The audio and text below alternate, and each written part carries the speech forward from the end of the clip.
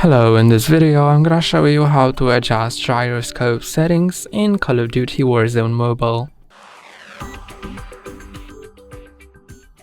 Click on Settings, then Controls, then Gameplay, and scroll down to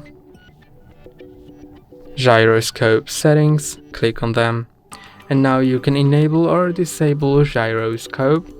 You can reverse axis. You can set it to standard, inverted, horizontal or vertical. You can adjust ADS gyro, movement gyro. You can enable or disable link sensitivity axis and adjust global sensitivity, horizontal and vertical. You can adjust ADS sensitivity multiplier and ADS sensitivity multiplier per zoom.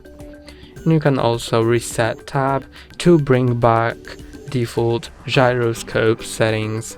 Then click here to go back, and that's all for today. Don't forget to like and subscribe. See you next time.